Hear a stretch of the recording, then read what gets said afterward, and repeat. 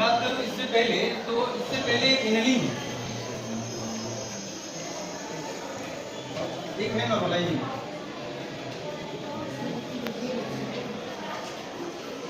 और इसके बारे में आप लोग क्या समझते हैं एनिलिंग के बारे में? मेटल को सॉफ्ट करने के लिए एनिलिंग को भट्टी में मतलब प्रोसेस करने के बाद राख में 400 में 400 डिग्री पर उसको किया जाता है। अगर इसको सिंपल देखा जाए तो मेटल को अभी से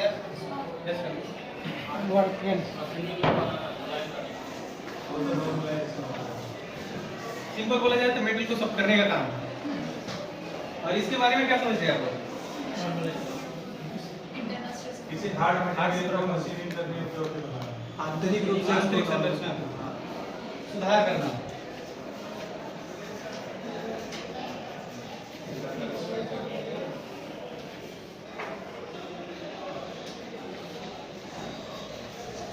स्ट्रक्चर को सुधार करना। फिर हम इससे आगे बढ़ेंगे और इसको देखेंगे हार्डनिंग क्या होता है।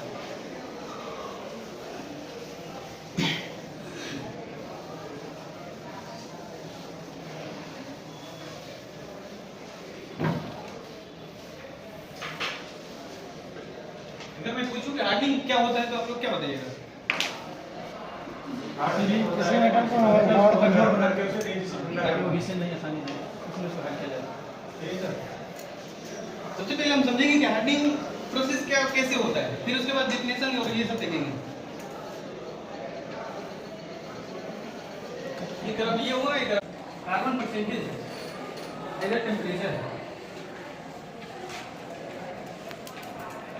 और कार्बन क्या है कि इसमें अलग अलग कार्बन की मात्राएं होती हैं। इससे भी रिलेट करें हम लोग तो स्टील में देखा जाए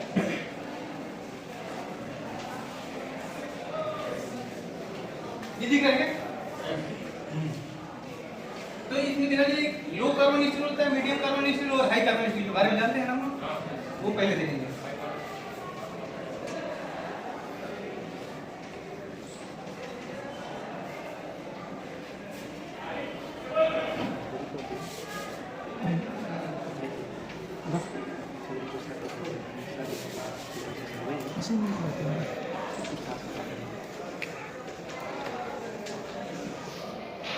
अगर हम इसमें बात करें, इसमें कार्बन की मात्रा कितनी होती है?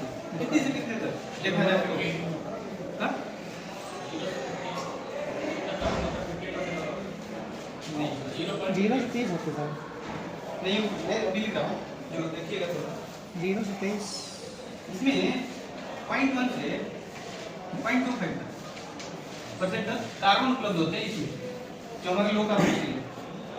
और इसमें देखें हम लोग, इसमें जो होता है ना, इसमें 0.3 से 0.6% तक कार्बन उपलब्ध होते हैं।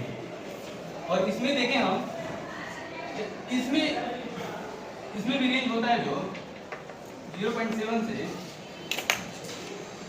1.5%। तब इसको लेकर हम यहाँ समझेंगे पहले, फिर वहाँ देखेंगे। तो यहाँ देखेंगे तो हम यहाँ लिखते हैं 0.1, 0.2, 0.3, 0.4, 0.5, 0.6, 0.7, 0.8, 0.9, 1, 1.2 ऐसे रिलेटेड मान लीजिए 1.7 तक हमने देखा। और इसमें समझेंगे कि इधर हमने टेम्परेचर लिख दिया है, जैसे 200, 300, 400, 500, 600, 700, 800, 900, 1000, 1100, इससे भी अधिक। जैसा मेटल वैसा टेम्परेचर। कहने का मतलब ये कार्बन की मात्रा पर डिपेंड करता है टेम्परेचर। कहने का मतलब ये, अगर यहाँ तक देखा जाए ना इस वाले, इसमें ये जो हार्डनिंग प्रोसेस है, अगर हार्डनिंग किया जाए तो नहीं किया जाए, नॉट अलाउड। अगर हार्डनिंग नहीं किया जाता है, डायरेक्ट हार्डनिंग नहीं किया जा सकता, तो क्या करना पड़ेगा इसमें? इसमें एक केस लग जाती है, केस लग जाएगा। कैसा केस? तो इसमें हम केस हार्डनिंग कर देंगे। सही,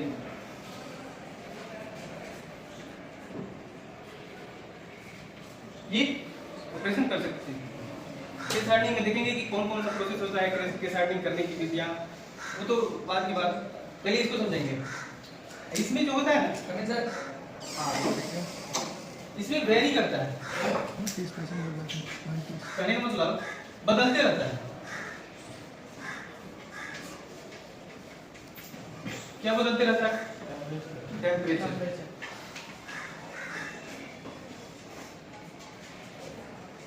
क्यों बदलते रहता है?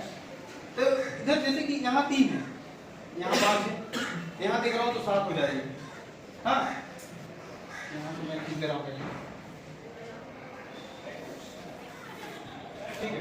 यहाँ इस वाली जो रो है, यहाँ से यहाँ तक, तो इसमें क्या होता है, टेम्परेचर वेरी करता है, यानी कि जैसी कार्बन उतना टेम्परेचर, मतलब जैसा होगा वैसा टेम्परेचर देना पड़ेगा। और यहाँ जो देखते हैं इसमें कांस्टेंट हो जाता है।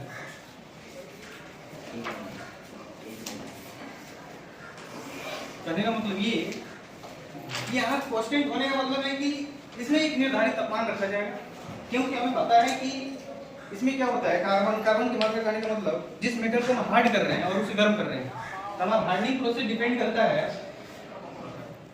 अगर उस हार्डनिंग प्रोसेस में ऑस्टेनाइट संरचना बन रही है, अपर क्रिटिकल टेम्परेचर पे अगर दे रहे हैं, ठीक, ऑस्टेनाइट बन रही है और हम इसे पेच कर रहे हैं, पेचिंग कर रहे हैं। पेचिंग का मतलब समझ रहे हैं क्या? क्वेंचिंग। हाँ,